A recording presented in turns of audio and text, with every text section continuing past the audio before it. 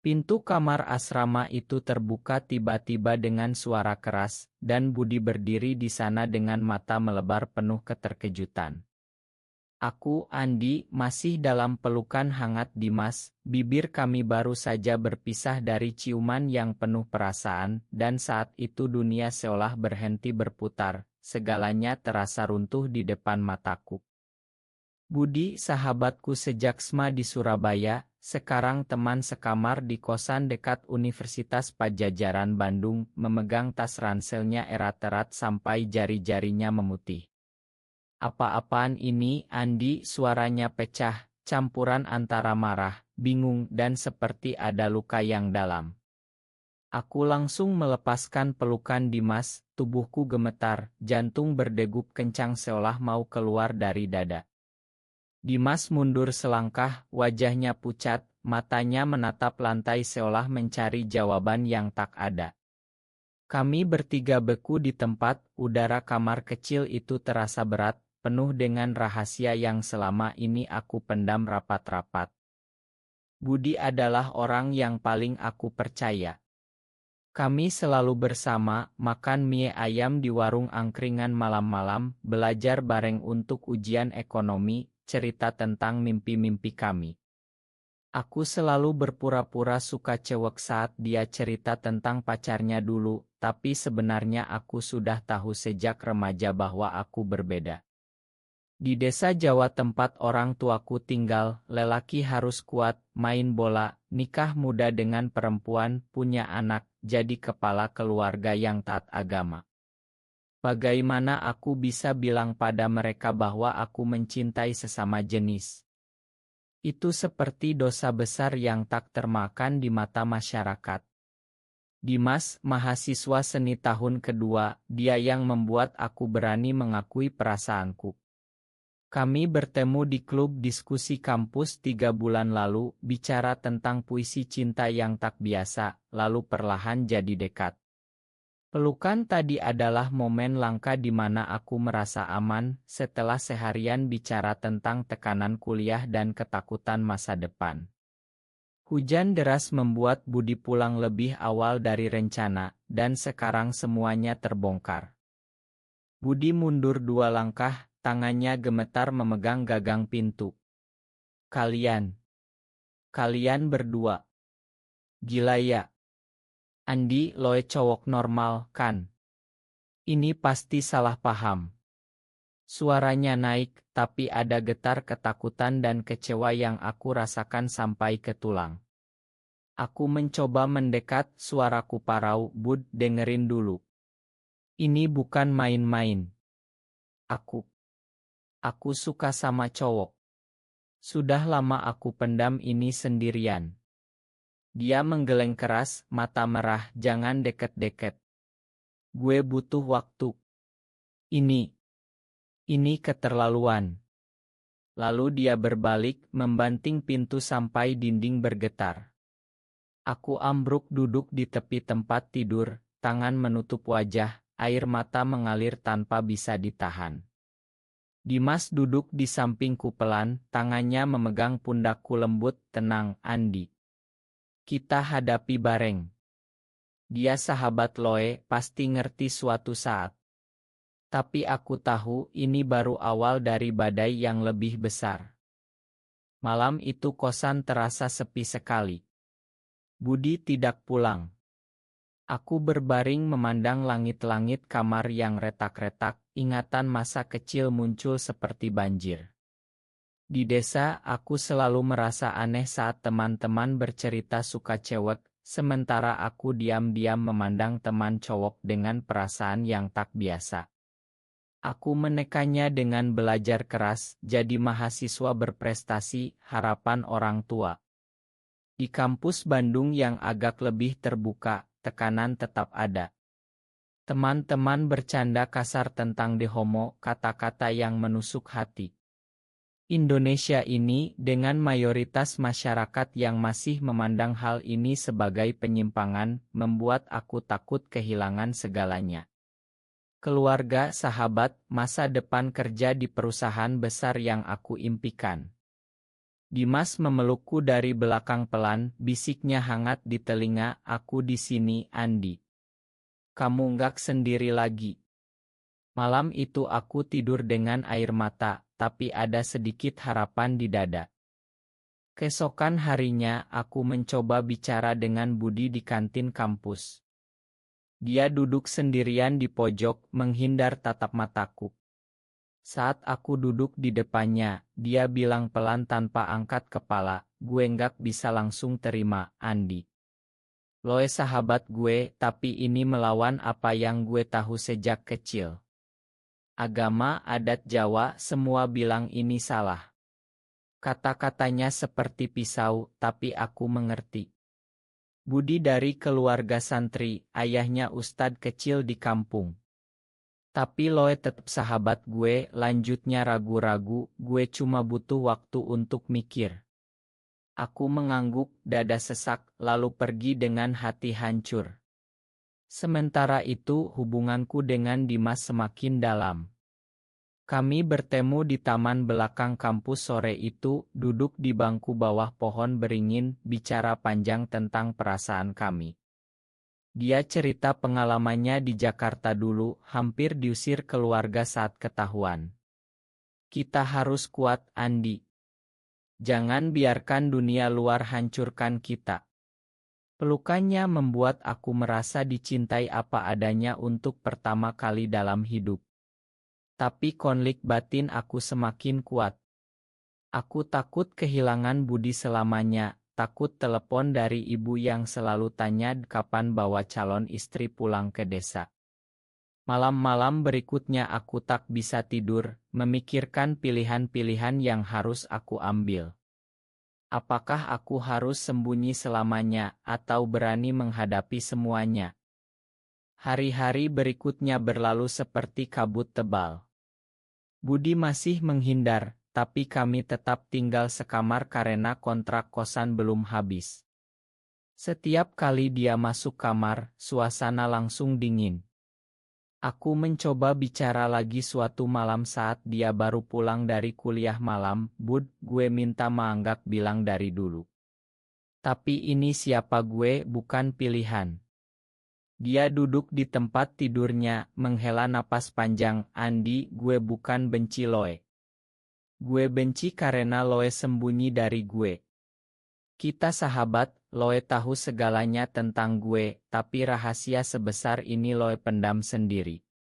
Rasanya dikhianati. Kata-kata itu menusuk dalam, membuat aku sadar bahwa persahabatan kami terluka bukan karena orientasiku, tapi karena aku tak percaya padanya. Aku menangis diam-diam malam itu. Dimas datang diam-diam ke kosan lewat pintu belakang, memelukku tanpa kata, memberi kekuatan. Di kampus, tekanan semakin terasa. Ada rumor kecil mulai beredar karena seseorang melihat Dimas keluar dari kosanku malam-malam. Teman sekelas mulai melirik aneh saat aku lewat. Aku merasa seperti sedang berjalan di atas es tipis yang bisa retak kapan saja. Keluarga di desa menelepon lebih sering. Ibu cerita tentang tetangga yang anaknya baru nikah. Kamu kapan, nak? Umur 20 hiji sudah harus mikir masa depan. Setiap kata itu seperti beban batu di dada. Aku mulai bertanya pada diri sendiri, apakah aku egois karena mencintai Dimas? Apakah aku harus mengorbankan kebahagiaanku demi harapan orang tua? Dimas melihat perubahan itu. Suatu sore di kai kampus dia pegang tanganku di bawah meja, Andi, jangan paksa diri. Kita bisa pelan-pelan, tapi jangan hilangin diri sendiri. Suatu akhir pekan, aku pulang ke desa untuk acara keluarga. Di sana, segalanya terasa lebih berat. Ayah bicara tentang tanggung jawab lelaki, kamu harus jadi contoh untuk adikmu, Andi. Nikah, punya keluarga, lanjutkan nama baik. Aku tersenyum paksa, tapi di dalam hati bergejolak. Malam di kamar lama, aku Dimas, aku kangen kamu, tapi takut semua ini hancur. Dia balas cepat, aku tunggu kamu balik, kita hadapi bareng. Pulang ke Bandung, aku merasa lebih kuat, tapi Budi masih dingin. Suatu malam dia akhirnya bicara lebih panjang, gue coba pahami, Andi. Gue baca-baca di internet, lihat cerita orang lain. Tapi susah, budaya kita beda. Itu langkah kecil, tapi memberi harapan. Hubunganku dengan Dimas semakin dewasa, kami belajar saling mendukung, berbagi mimpi tentang masa depan di mana kami bisa hidup bebas tanpa takut. Tapi aku tahu badai belum lewat. Kampus mulai ramai dengan diskusi tentang hak yang dibahas di seminar, membuat aku gelisah. Apakah aku berani ikut? Atau tetap sembunyi? Aku mulai melihat perubahan pada diri sendiri. Dulu aku selalu takut, sekarang ada keberanian kecil tumbuh karena cinta Dimas dan usaha Budi memahami. Tapi tekanan keluarga datang lagi saat ibu kirim foto calon istri tetangga, cocok loh, nak. Aku tak jawab, hanya menangis di kamar. Dimas datang, kami duduk di taman malam, bicara tentang kemungkinan pindah ke kota besar lain suatu hari. Kita bisa bangun hidup baru, katanya. Malam itu aku merasa ada harapan, tapi konflik internal masih ada, seperti dua dunia yang bertabrakan di dalam diriku. Konflik semakin memuncak saat rumor di kampus tak terbendung lagi. Seseorang melihat Dimas dan aku berpegangan tangan di parkiran, dan besoknya bisik-bisik mulai terdengar di koridor Fakultas Ekonomi. Andi suka cowok ya, kata teman sekelas sambil tertawa, tapi aku tahu itu bukan candaan biasa. Aku merasa seperti sedang diadili setiap hari. Budi yang mulai mencoba memahami, malah jadi target juga karena tinggal sekamar. Lo tau nggak, Bud? Orang-orang ngomong aneh tentang lo juga, kataku suatu malam. Dia menghela napas, gue bilang ke mereka itu urusan loe, bukan gue. Tapi susah, Andi. Gue juga punya keluarga yang tanya. Di rumah, situasi memburuk. Ayah telepon marah karena ada tetangga yang sepertinya dengar rumor dari teman kampus yang pulang kampung. Apa benar kamu seperti itu, Andi? Jangan bikin malu keluarga. Suaranya keras di telepon membuat aku gemetar. Aku bohong bilang itu itnah, tapi hati aku hancur. Dimas melihat aku semakin rapuh, dia usulkan kami jeda sementara agar aku bisa tenang, tapi itu justru membuat aku lebih takut kehilangan dia. Jangan, Dim, kamu satu-satunya yang bikin aku kuat, kataku sambil memeluknya erat di kamar kos saat Budi tak ada. Puncaknya saat ada konfrontasi besar dengan Budi. Dia pulang mabuk kecil setelah minum dengan teman-teman, duduk di lantai dan bilang, Andi, gue coba terima, tapi tiap lihat Loe sama Dimas, gue merasa Loe bukan Andi yang gue kenal lagi. Loe berubah. Itu seperti pengkhianatan balik, aku marah, Loe yang berubah, Bud. Loe yang dulu bilang sahabat selamanya, sekarang malah bikin gue ragu. Kami bertengkar hebat, suara tinggi hampir adu isik, tapi akhirnya diam karena capek. Malam itu aku kabur ke rumah Dimas, cerita semuanya, dan untuk pertama kali aku merasa ingin menyerah, mungkin aku harus nikah sama cewek, biar semua normal lagi. Dimas pegang wajahku, jangan Andi. Itu bukan Loe. Kita cari jalan lain. Aku mulai mencari dukungan di luar, ikut komunitas online rahasia mahasiswa di Bandung, dengar cerita orang lain yang mirip. Itu memberi kekuatan tapi juga takut ketahuan. Budi perlahan mendekat lagi, minta maaf, gue salah, Andi. Gue takut kehilangan Loe, tapi gue mau coba pahami lebih dalam. Kami mulai bicara lagi seperti dulu meski masih ada jarak. Keluarga tetap tekan, tapi aku belajar menyembunyikan lebih baik sambil membangun kekuatan batin. Hubungan dengan Dimas jadi pelabuhan aman. Kami rencanakan liburan kecil ke gunung untuk refreshing. Di sana kami bicara tentang masa depan, tentang mungkin pindah ke Jakarta setelah lulus. Aku cinta kamu, Andi, katanya di bawah bintang, membuat aku yakin bahwa perjalanan ini layak diperjuangkan meski penuh luka. Tapi ujian belum selesai. Ada misunderstanding besar saat Budi salah paham melihat Dimas tidur di kosan kami, pikir ada yang lebih dari pelukan. Itu bikin dia marah lagi, tapi kali ini kami selesaikan dengan bicara jujur sepanjang malam. Aku sadar, persahabatan butuh usaha dari dua belah pihak, dan aku mulai belajar membuka diri lebih banyak. Tekanan dari keluarga mencapai titik kritis saat Lebaran mendekat. Ibu memaksa aku pulang lebih awal, dan di desa ada acara perjodohan diam-diam dengan anak tetangga.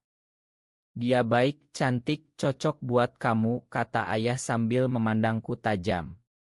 Aku merasa terjebak. Malam itu di kamar lama aku telepon Dimas menangis, aku nggak tahan lagi, mungkin aku harus ikut keinginan mereka. Dimas diam lama lalu bilang tegas, kalau itu pilihanmu aku hormati. Tapi jangan sia-siakan cinta kita karena takut.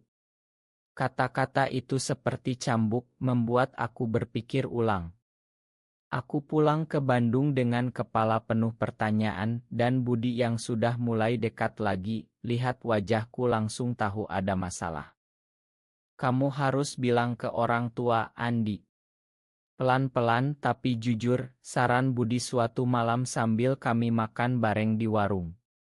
Itu kejutan, sahabatku yang dulu syok sekarang malah dukung kejujuran. Aku mulai merencanakan tapi takut. Di kampus, ada acara seminar tentang kesehatan mental mahasiswa. Aku berani angkat tangan tanya tentang tekanan identitas, meski tak sebut nama diri. Itu langkah kecil tapi berarti membuat aku merasa tumbuh. Dimas bangga, kami rayakan dengan makan malam sederhana di kosannya, bicara tentang mimpi-mimpi, mungkin buka usaha kecil bersama setelah lulus, hidup tenang tanpa sembunyi total. Tapi ada pengkhianatan kecil dari teman lama yang bocorkan rahasia ke keluarga lewat media sosial. Ayah telepon marah besar, kamu bikin malu kami semua.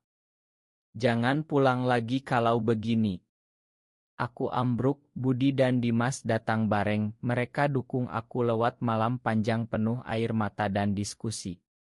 Kita keluarga sekarang, kata Budi, pertama kali dia sebut Dimas sebagai bagian dari kami. Itu momen penyembuhan.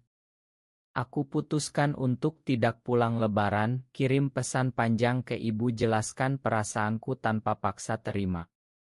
Respons ibu lembut tapi sedih, kami butuh waktu, nak. Aku mulai terapi online rahasia, belajar mengelola rasa bersalah dan takut. Hubungan dengan Dimas semakin matang, kami saling beri ruang tapi tetap kuat. Budi bahkan ikut komunitas dukungan sahabat online, cerita dia pelan-pelan terima. Tapi masyarakat tetap keras, ada insiden di kosan di mana tetangga kos ngomong kasar, membuat kami pindah kos baru bersama. Pindah itu jadi simbol awal baru, di kos baru kami bertiga, Budi, aku, dan Dimas sering mampir, mulai bangun rutinitas baru penuh tawa dan dukungan. Aku merasa tumbuh, dari pemuda ketakutan jadi yang berani ambil keputusan. Konflik internal masih ada, tapi semakin kecil. Aku sadar bahwa cinta bukan hanya romantis, tapi juga persahabatan dan keluarga yang mau berubah. Dimas ajak aku ikut acara seni kampus, di sana aku lihat cerita serupa lewat lukisan, memberi inspirasi. Kita bisa jadi contoh, katanya.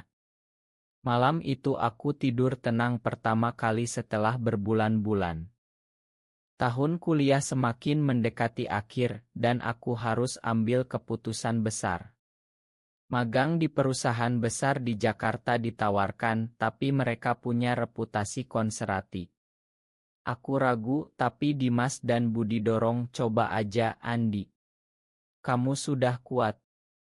Magang itu ujian berat, di kantor ada gosip, tapi aku fokus kerja, tunjukkan kemampuan. Di akhir magang, bos puji kamu punya potensi besar. Itu memberi kepercayaan diri. Pulang ke Bandung, aku cerita ke keluarga lewat Ideocal, aku dapat magang bagus, tapi aku tetap seperti ini. Tolong terima aku apa adanya. Ibu menangis, ayah diam, tapi tak marah lagi. Langkah kecil menuju penerimaan. Hubungan dengan Dimas diuji saat dia dapat tawaran kuliah lanjut di luar negeri. Aku nggak mau ninggalin kamu, katanya. Kami bicara panjang, aku dorong dia pergi, ini mimpi kamu, Dim kita bisalder, dan aku janji kuat. Itu pengorbanan, tapi aku tahu itu benar.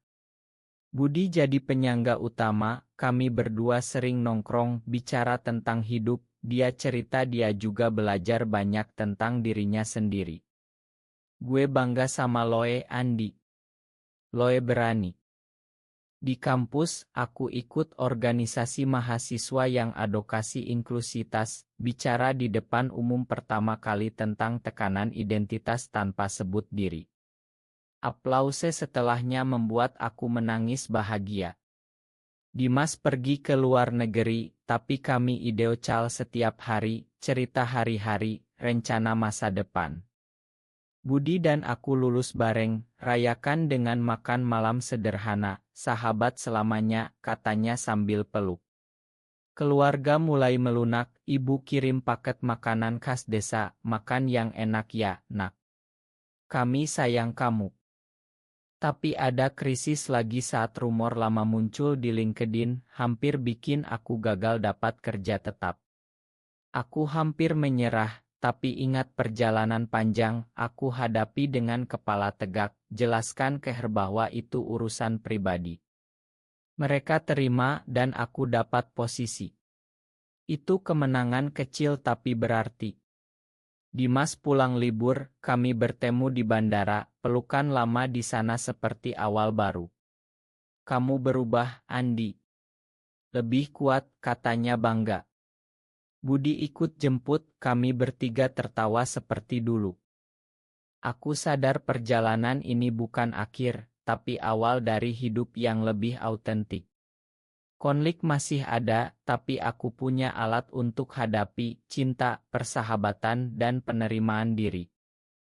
Lulus kuliah membawa angin segar, tapi juga tantangan baru di dunia kerja. Aku mulai karir di Jakarta, Dimas lanjut studi, Budi kerja di Surabaya tapi sering kunjung. Kami bertiga tetap terhubung, grup chat penuh dukungan. Suatu hari, aku berani pulang ke desa untuk lebaran pertama setelah semuanya terbongkar. Ayah peluk aku di pintu, kamu tetap anak kami.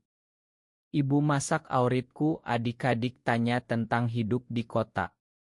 Tak ada paksaan nikah, hanya kasih sayang yang pelan tumbuh. Itu momen penyembuhan terbesar. Dimas pulang libur panjang, kami rencanakan masa depan bersama, mungkin usaha kecil di Bandung, tempat yang jadi saksi perjalanan kami. Budi datang, kami bertiga duduk di Pantai Anyer, bicara tentang bagaimana momen di asrama dulu ubah segalanya jadi lebih baik. Gue enggak nyangka kita bisa sampai sini, kata Budi sambil tertawa. Aku peluk mereka berdua, rasa syukur meluap. Di kerja, aku mulai advokasi halus tentang inklusitas, bantu rekan kerja yang struggle sama hal. Itu cara aku balas dunia. Perjalanan emosional ini ajarkan aku bahwa pertumbuhan datang dari konfrontasi, pengertian, dan pilihan berani. Aku bukan lagi pemuda ketakutan di kamar asrama, tapi pria yang menerima dirinya dan dicintai apa adanya. Persahabatan dengan Budi lebih kuat, cinta dengan Dimas lebih dalam, hubungan keluarga lebih tulus. Masyarakat masih punya jalan panjang, tapi aku bagian dari perubahan kecil itu. Apakah persahabatan sejati dan cinta keluarga bisa bertahan serta tumbuh meski ada perbedaan besar seperti orientasi seksual?